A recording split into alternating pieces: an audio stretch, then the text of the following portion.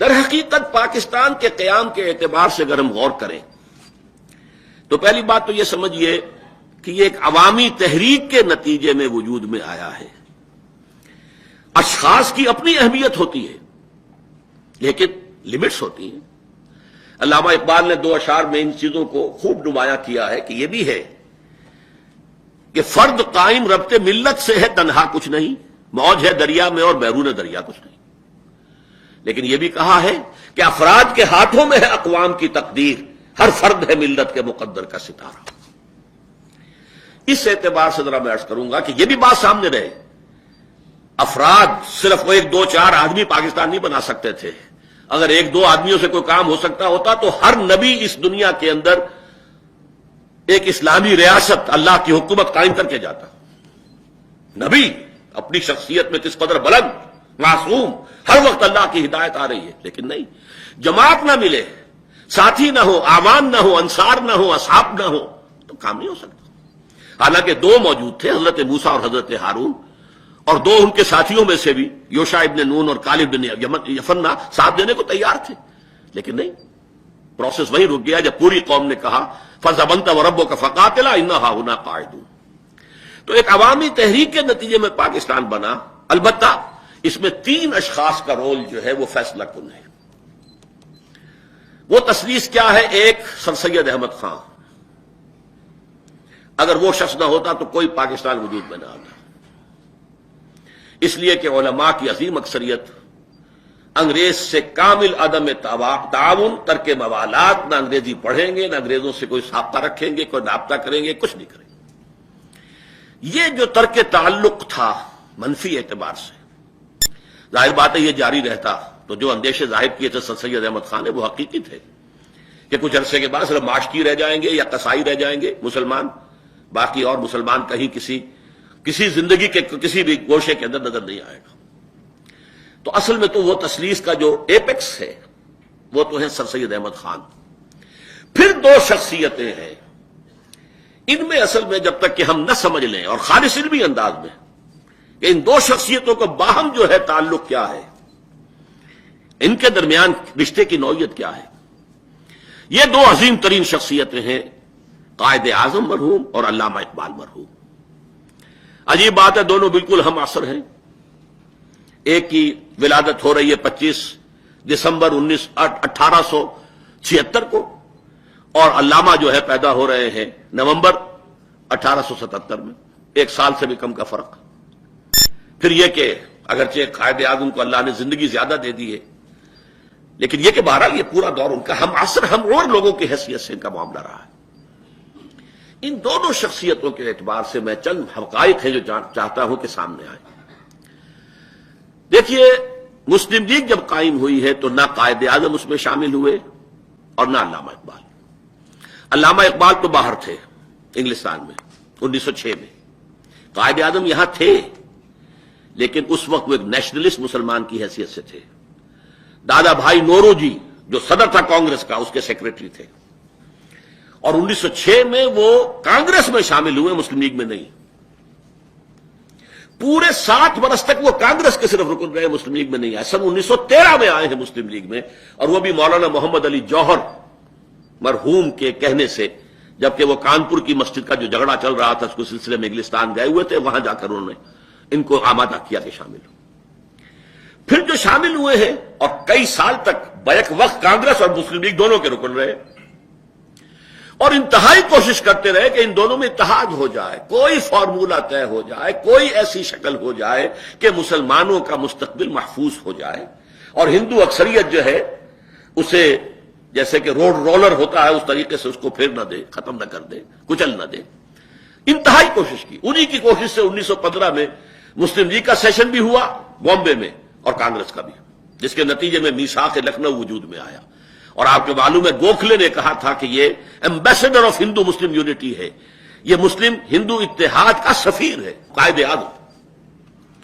یہ تو اس کے بعد پھر یوں سمجھیے کہ ان کی زندگی میں چونکہ یہ قریب ترین ان کا مشاہدہ تھا، ہندو کی ذہنیت کو جس قدر قریب سے انہوں نے دیکھا ہے، ظاہر بات اور کسی نے نہیں دیکھا۔ کانگریس کے رکن رہے، اس کے اہم لیڈروں میں رہے، جو بھی معاملات ہو رہے تھے ہندو مسلم، اس میں وہی تھے کہ اسپوکس مین تھے مسلمانوں کی طرف سے، وہ در حقیقت اس ذہنیت کی وجہ سے مایوس ہوئے ہیں کہ ان سے کسی انصاف کی، کسی فیئر پلے کی کوئی توقع نہیں۔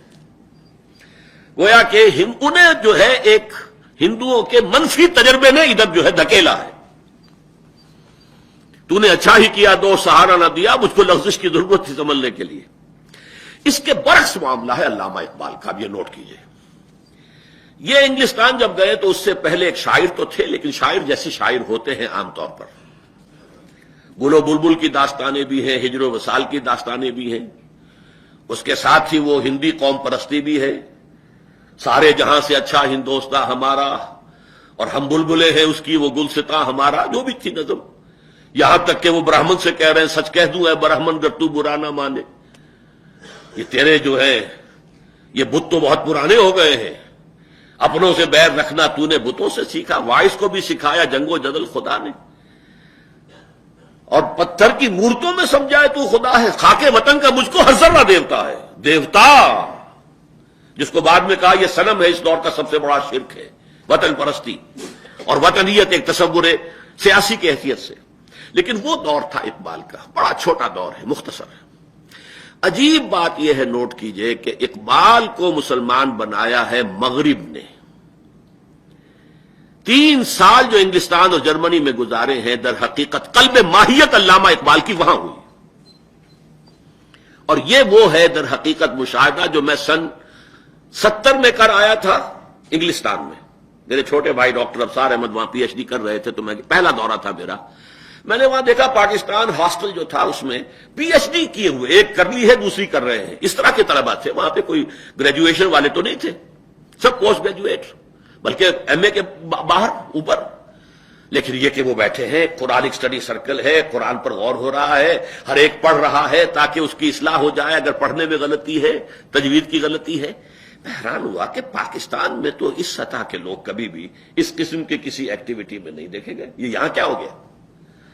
تو میرا تجزیہ یہ تھا، جن لوگوں کی ابتدائی جو تربیت اور خاندانی پس منظر میں دین تھا، بعد میں کسی وجہ سے وہ دب گیا ماحول کے، یہاں پر تو وہ دب گیا، لیکن ایک مخالف ماحول میں جا کر بھڑک اٹھا وہ شعلے کے طور پر۔ یہی چیز ہم امریکہ میں دیکھ رہے ہیں۔ امریکہ کی جو نوجوان نسل، سیکنڈ جنریشن امیگریشن جو ہے، ان میں جو جوشیلے نوجوان اٹھ رہے ہیں، دینی مذہبی، باپ کلین شیو ہے اور بیٹے کی یہ داڑھی ہے، اور یہ ساری صورتحال وہاں پر ایسی نظر آ رہی ہے۔ وہ اپنے والدین سے کہتے بھی ہیں کہ آپ لوگ تو، کوئی کھل کے بھی کہہ دیتا ہے منافق لوگ ہیں آپ نے سود کے اوپر یہ مکان لیا، اور آپ نے سود جو ہے اس کے اوپر، مورگیج کے اوپر جو ہے مسجد بنائی ہے، سب منافقت ہے، کھل کر کہنا۔ یہ سارا جو ایک رد عمل ہوتا ہے، مسلمان کو مسلمان کر دیا طوفان مغرب نے۔ اقبال کا معاملہ یہ ہے، اب جو وہ واپس آیا ہے تو وہ احیاء اسلام کا نقیب بن کر آیا ہے، وحدت ملی کا خودی خواں بن کر آیا ہے۔ اب اس کا ترانہ ہی اور ہے، چینو عرب ہمارا، ہندوستان ہمارا، مسلم ہے ہم وطن ہے سارا جہاں ہمارا۔ تو رویت بدل گئی، قلب ماہیت ہے۔ اب اس کی باغ ذرا 1924 میں چھپ چکی ہے۔ آپ اندازہ کیجئے طلوع اسلام، غور کیجئے ان نظموں کے اوپر، کتاب ملت بیضا کی پھر شیرازہ بندی ہے، یہ شاخ ہاشمی کرنے کو ہے پھر برگوبر پیدا، نوا پیرا ہو اے بلبل کے ہو تیرے ترنم سے، کبوتر کے تنے نازک میں شاہی کا جگر پیدا، سبق پھر پڑھ صداقت کا، شجاعت کا، عدالت کا، لیا جائے گا تجھ سے کام دنیا کی امامت کا۔ یہ جذبہ، اور دیار مغرب کے رہنے والوں، خدا کی بستی دکان نہیں ہے، کھرا جسے تم سمجھ رہے ہو اب ذرے کا معیار ہوگا۔ یہ سارا جو تھا، اور یہ غلغلہ 1908 سے لے کے 1924 تک اقبال چھا چکا تھا۔ ہندوستان کے مسلمانوں کی جو ذہنی، فکری، نفسیاتی فضا تھی، اس میں اقبال کا یہ پیغام آ چکا تھا۔ اس پس منظر میں اقبال 1930 میں صدارت کر رہے ہیں مسلم جی کے سیشن کی، اور آپ کو معلوم ہے کہ وہاں جو 3 کام انہوں نے کیے، نمبر 1، اس خطبے کے اندر مسلم نیشن ہوڈ فلسفیانہ دلائل کے ساتھ اس کا اس بات کیا ہے۔ نعرہ لگانا اور بات ہے، فلسفیانہ انداز میں اس کے لیے دلائل دینا، ثابت کرنا، ناقابل تردید دلائل کی بنیاد پر، سوشولوجی اور سیوکس اور پولیٹیکل سائنس کے اصولوں کے حوالے سے۔ نمبر 2، انہوں نے پیشین گوئی کی ہے، یہ ایک پروفیسی تھی، پیشین گوئی کی ہے کہ ہندوستان کے شمال مغرب میں ایک آزاد مسلمان ریاست قائم ہوگی. اس نے ڈیسٹنی، لفظ ڈیسٹنی استعمال کیا. یہ ڈیسٹنی ہے. بلکہ آگے چل کر مطالبہ بھی کیا ہے. میں مطالبہ کرتا ہوں کہ ان صوبوں کو ملا کر ایک جو ہے اسٹیٹ بنائی جائے. لیکن اصل شے جو ہے وہ وہاں پر، اسی لیے میں نے علامہ اقبال کے لیے مصور پاکستان، مفکر پاکستان کے علاوہ ایک لفظ کا اضافہ کیا ہے. آپ کے علم میں شد آیا ہو، مبشر پاکستان، بشارت دینے والے کہ پاکستان چاہے نام نہیں تھا اس وقت، لیکن ہندوستان کے شمال مغرب میں ایک آزاد مسلمان ریاست قائم ہوگی. نمبر 3 جو اہم تر بات ہے جس کی طرف میں آپ کو توجہ دلانا چاہتا ہوں، در حقیقت اسی خطبے میں نظریہ پاکستان ہے. وہ نظریہ پاکستان کیا ہے کہ اگر ایسا ہو گیا کہ ہمیں یہ ہندوستان کے شمال مغرب میں آزاد مسلمان ریاست مل گئی، تو ہمیں ایک موقع مل جائے گا کہ اسلام کے چہرے پر جو بدنما داغ آ گئے تھے عرب ملوکیت کے زمانے میں، عرب امپیریلزم کے الفاظ خطبے میں، یعنی آج کی دنیا اسلام کو دیکھتی ہے بنو امیہ کا اسلام، بنو عباس کا اسلام، اور یہ جو سلاطین تھے ترک ان کا اسلام، وہ خلفاء بھی کہلاتے تھے. تو یہ اسلام تو کچھ اور ہے، یہ اصل اسلام تو نہیں. اصل اسلام تو تھا دور نبوی کا اور دور خلافت راشدہ کا. لیکن یہ دنیا اس کے حوالے سے اسلام کو دیکھتی ہے. اسلام کے چہرے پر یہ داغ اور دھبے آ گئے، چیچک نکلی ہے، اور یہ سارا چہرہ جو ہے دھبوں سے داغدار ہے، داغ پڑے ہوئے ہیں. اگر یہ ہمیں مل جاتا تو ہمیں موقع مل جائے گا ان پردوں کو ہٹا کر، ان داغوں اور دھبوں کو دھو کر، اور صحیح اور حقیقی اسلام کا ایک نقشہ دنیا کے سامنے پیش کریں. اور تجزیہ کیجئے، عرب امپیریلزم سے پہلے کا اسلام کون سا ہے؟ خلافت راشدہ کا اسلام ہے. چاہے لفظ یہ استعمال نہیں کیا انہوں نے، لیکن یہ کہ آپ اینالائز کیجئے تو اس کا نتیجہ تو یہی نکلتا ہے کہ خلافت راشدہ اور دور نبوی کا اسلام ہم نافذ کرنا چاہیں گے. اور یہ ہے در حقیقت جو پاکستان آئیڈیالوجی بنا ہے.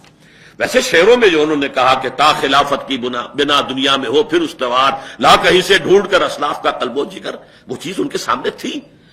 لیکن یہ ہے کہ اس کے لیے انہوں نے وہاں اس میں یہ لفظ استعمال نہیں کیا. البتہ یہ کہا ہے کہ یہ سارے جو اثرات جو ہیں غلط ان کے اسلام کے پردے پر آ گئے تصورات پہ، ان سب کو ہٹا کر صحیح اسلام کی ایک تصویر دنیا کے سامنے پیش کرے. یہ ہے اصل نظریہ پاکستان.